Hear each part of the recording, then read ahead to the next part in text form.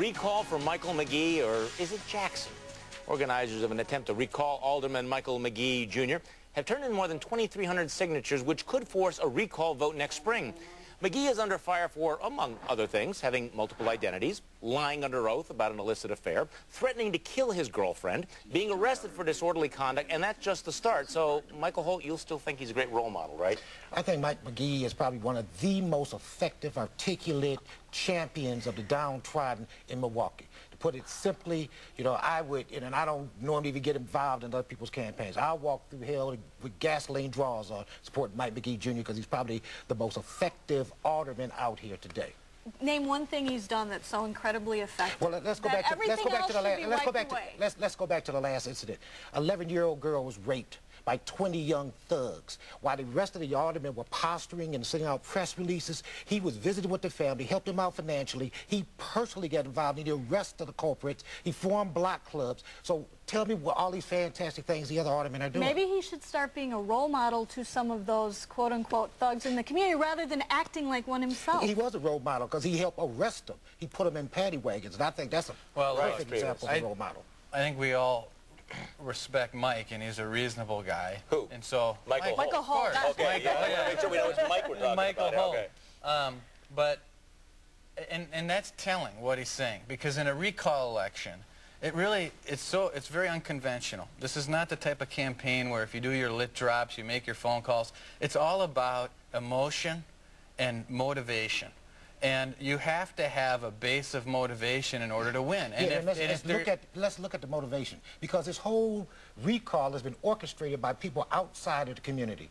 We have like Alan Eisenberg, and, you know, we have I hear that one of your favorite people, Leon Todd, is orchestrating. Okay, but I don't agree with you. You're siding with the Leon Todd. I don't agree with you that this has come completely outside of the community. I had Vienna Jordan on my show. This is a powerful woman. Which is another question. What I love about it is she's a powerful woman. What has she ever done? She was in the military. Let's get a powerful woman on our panel involved in this. Well, and since you're speaking about women, I think that, and I agree with you, Ryan, that it is a different type of campaign. A recall election will be completely different. And I think, and the question was, can the recall succeed? I actually think it can, because there will be a woman running, and we have the entire Common Council is all men. So I think there's a dynamic there. We'll see. There's a dynamic. You know what, though? You step back from this and you run through the list of things that Michael McGee has been involved in, things he's done.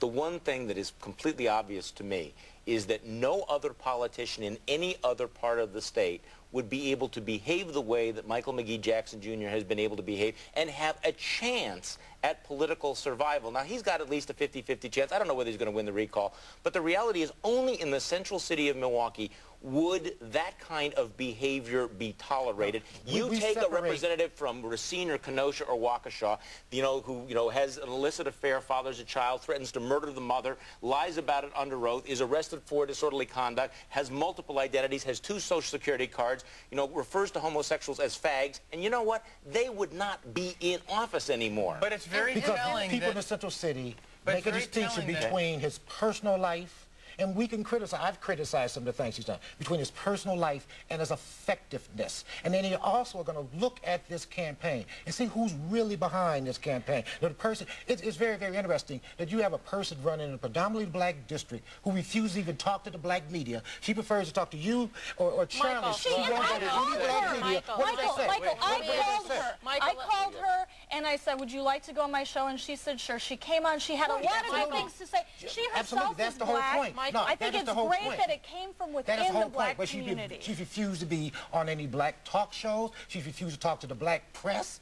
What does that say? It's like George Bush running for president. I'm only going to talk to Michael, I have a question.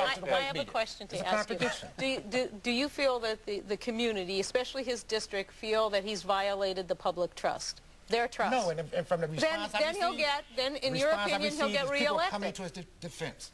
Well, she got 2,000 signatures and then some, so there are at least a fairly large number of people who don't like the job he's doing. We'll see, but I can almost guarantee he will win re-election because people look at his political track record, and as a forgiving people, Christian people, we can forgive some of the missteps. He has publicly apologized for that, and we supported Bill Clinton.